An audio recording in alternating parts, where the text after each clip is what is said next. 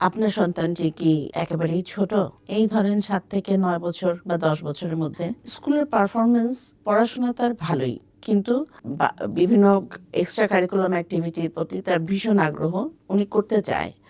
ওর ইচ্ছে করে যে কবিতা আবৃত্তি করবে, অভিনয় করবে, বিতর্ক প্রতিযোগিতায় অংশগ্রহণ করবে বা গান করবে, নাটক করবে, একটা কিছু বা ভালো খেলাধুলা করবে। কিন্তু তার ধারণা যে পারবে না। সেজন্য সে নিজেকে লুকিয়ে রাখে। খুব শাই ফিল করে। কারো সামনে ঠিক মতন কথা বলতে চায় না। কিন্তু এই যে কথা বলতে পারছে না, কিন্তু এই যে কথা বলতে চাচ্ছে, প্যারালালি এই যে সে একটা নিজের ভেতরে একটা কষ্টের ভিতর দিয়ে যাচ্ছে, এইটার একটা বহিঃপ্রকাশ বাসায় দেখা যায়। হয় সে খুব অস্থির অস্থির করে, বিরক্ত করে ফ্যামিলিকে, মন খারাপ করে, অথবা মনোযোগ দিয়ে পড়াশোনা করতে পারছে না।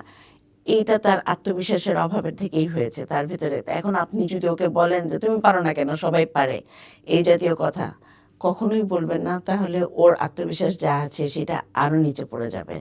বা আপনি যদি অন্য কোনো রকম কোনো প্রিভেনশন কোনো রকম অ্যাক্টিভিটি না করে ওকে বলেন তুমি পারবা, চেষ্টা করো, যাও, তাহলেও হবে না। আপনি অবশ্যই তাকে পজিটিভ কথা বলবেন যে অবশ্যই তুমি পারবে, তোমার পারার যোগ্যতা আছে, কিন্তু তুমি কিভাবে পারবে সেটার জন্য চলে আসেন আইএনডিআরে। আইএনডিআর আপনাকে সাহায্য করবে, আপনার সন্তানকে ভীষণভাবে আত্মবিশ্বাসী করে তুলবে। আমাদের এখানে অভিজ্ঞ সাইকোলজিস্ট আছেন, পাশাপাশি non invasive brain stimulation therapy আছে।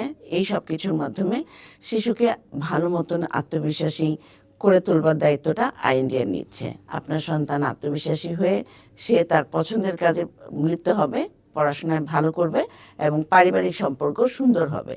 আপনার এবং আপনার সন্তানের সুস্বাস্থ্য কামনা করছি। ধন্যবাদ।